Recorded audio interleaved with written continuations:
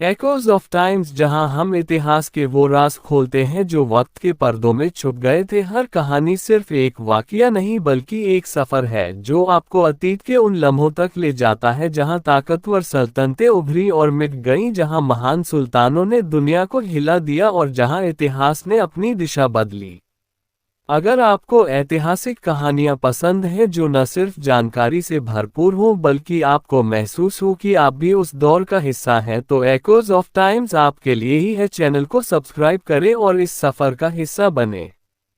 Constantinople की फतह सिर्फ एक जंग की कहानी नहीं बल्कि हौसले, अक्लमंदी और इरादे की मिसाल है। एक ऐसा शहर जो 1000 साल तक अजेय रहा, जिसे दुनिया के सबसे बड़े बादशाह भी जीत नहीं सके। वो शहर जिसे आज हम इस्तांबुल के नाम से जानते हैं।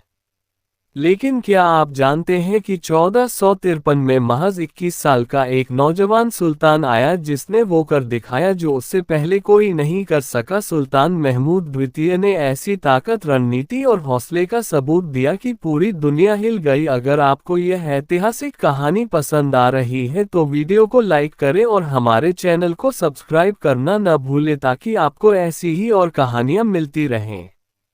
कॉन्स्टेंटिनोपल का किला दुनिया का सबसे मजबूत किला माना जाता था। तीन दीवारें, उनके बीच गहरी खायां और समंदर की तरह बहने वाली गोल्डन हॉर्न की सुरक्षा ने इसे दुनिया का सबसे मुश्किल युद्ध क्षेत्र बना दिया था। हर तरफ से ये शहर बाइजेंटाइन साम्राज्य के शाही सैनिकों से घिरा था और हर जंग जो इसे कब्जे में लेने के लिए लड़ी गई हार में बदल गई।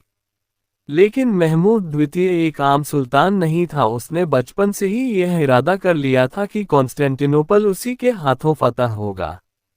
महमूद द्वितीय ने सिर्फ तलवार और फौज पर भरोसा नहीं किया बल्कि अक्ल और विज्ञान का इस्तेमाल किया। उसने दुनिया की सबसे बड़ी और सबसे ताकतवर तोप बनवाई जो हर दीवार को तोड़ सकती थी।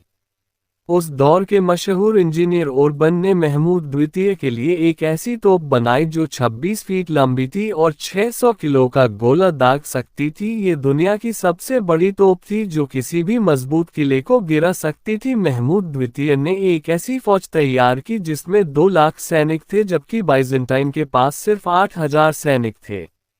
लेकिन कॉन्स्टेंटिनोपल की सबसे बड़ी ताकत सिर्फ उसकी दीवारें नहीं थी बल्कि गोल्डन हॉर्न का समंदर था। इस समंदर में एक ऐसा लोहे का जंजीर था जो किसी भी दुश्मन के जहाज़ों को शहर में घुसने नहीं देता था। महमूद द्वितीय को पता था कि जब तक वो समंदर पर कब्जा नहीं करेगा तब तक वो शहर को नहीं ले सकता। महमूद द्वितीय ने वो किया जो कोई सोच भी नहीं सकता था। एक ही रात में उसने अपनी पूरी नौसेना को जमीन पर चला दिया। जी हाँ, महमूद द्वितीय के सैनिकों ने लकड़ी के रास्ते बनाए और अपने जहाज़ों को जमीन के ऊपर से खींचकर गोल्डन हॉर्न के समंदर में उतार दिया। बाइजेंटाइन साम्राज्य के सैनिक ये देखकर हैरान रह गए। वो सोच भी नहीं सकते थे कि मुस्लिम सेना इस तरह समंदर के अंदर अपने जहाज दाखिल कर देगी। जब महमूद द्वितीय ने कॉन्स्टेंटिनोपल के दरवाजों पर सबसे बड़ा हमला किया तो बाइजेंटाइन सम्राट कॉन्स्टेंटाइन 11वें ने अपनी आखिरी सांस तक लड़ाई लड़ी, लेकिन महमूद द्वितीय का इरादा अटूट था।